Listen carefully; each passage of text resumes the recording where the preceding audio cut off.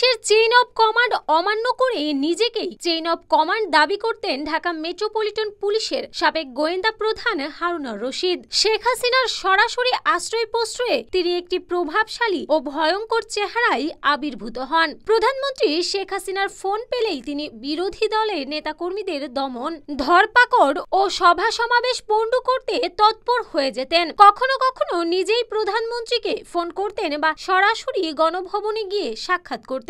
তার ঘনিষ্ঠতা ছিল তৎকালীন রাষ্ট্রপতি আব্দুল হামিদ ও স্বরাষ্ট্রমন্ত্রী আসাদুজ্জামান খান কামালের সঙ্গেও।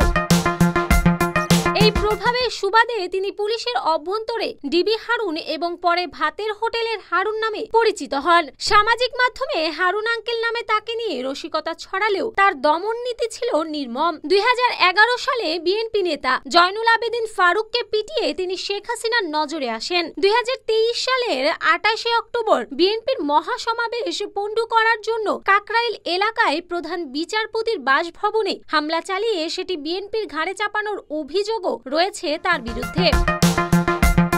শেখ হাসিনার পতনের পর 8 আগস্ট পর্যন্ত তিনি সেনা হেফাজতে ছিলেন বলে জানা গেছে। সেদিন রাতেই ক্যান্টনমেন্ট থেকে একটি গাড়িতে চড়ে তিনি আখাউড়া সীমান্ত পেরিয়ে ত্রিপুরা হয়ে নেপাল যান এবং পরে ক্যারিবীয় দ্বীপ সেন্ট লুসিয়া হয়ে যুক্তরাষ্ট্রের ফ্লোরিডায় পৌঁছান। তার স্ত্রী, এক ছেলে ও এক মেয়ে আগেই ফ্লোরিডায় বসবাস করতেন এবং সেখানকার গ্রিন কার্ডধারী। বিপুল অর্থের বিনিময়ে দেশ ত্যাগে তিনি সফল হন বলে ধারণা করা হয়। হারুনের বিরুদ্ধে জমি, ফ্ল্যাট ও টাকার যোগান সহ দুর্নীতির অভিযোগে তদন্ত চলছে।